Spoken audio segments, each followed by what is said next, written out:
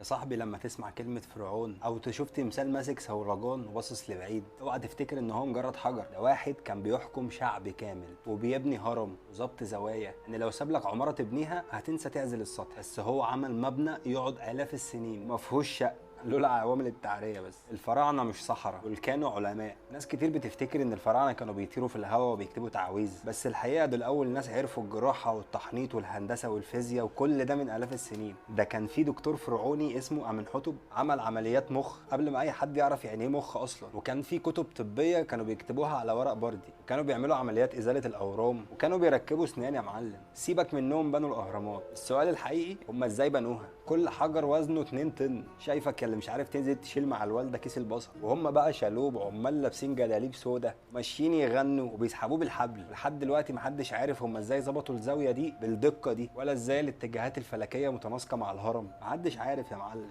يعني في علماء بيقولوا الهرم ده معمول بادق من ادوات القياس الحديثه. فرعون ما كانش ملك وخلاص، ده كان اله على الارض، واي حاجه ما تتنفذش غير لما كان يبص عليها. كان عنده جيوش وكهنه وعلماء وفنانين، وكل واحد بقى فيهم فاهم دوره كويس وبيتقن شغله. سامعني؟ بيتقن شغله، فاهمني؟ يعني لما تبص للوحه على الحيطه دي مش رسمه، تقارير رسميه بتتحط على الحيطه بدل الميلاد. وكان في محاكم وقوانين ونظام ضرايب، والشعب كان بيعبد النظام كانه مقدس. يا جدعان الفراعنه ما كانوش شايفين ان الموت نهايه، دي مجرد محطه. عشان كده كانوا بيحطوا الجثه جنبها اكلها وشربها وذهبها وكل متعلقات الجثه الشخصيه، على امل ان هم هيصحوا تاني، اكنهم عاملين شنطه سفر للاخره. لحد دلوقتي العالم مش فاهمهم. شوف يا اخي، بقالهم كام سنه محدش فاهمهم. الامريكان طلعوا القمر، الانجليز عملوا متاحف، بس لما تيجي في سر بناء الهرم ستوب يا ابني. ازاي حطوا الموميا دي بالطريقه دي؟ مفيش رد واضح، محدش هيقول لك حاجه. باختصار كده، الفراعنه كانوا مسابقيننا بالاف السنين، واحنا لسه بنسال شات جي بي تي. وفي علماء بيقولوا مستحيل الفراعنه يعملوا كل ده من غير معرفه متقدمه. يمكن كان عندهم تكنولوجيا واحنا لسه ما وصلناهاش. علماء والله، مش انا اللي بقول. المهم ان الفراعنه ما كانوش ناس عاديين، دول كانوا بيكتبوا التاريخ بالحجر، وحضاره وعلم وقوه واسرار.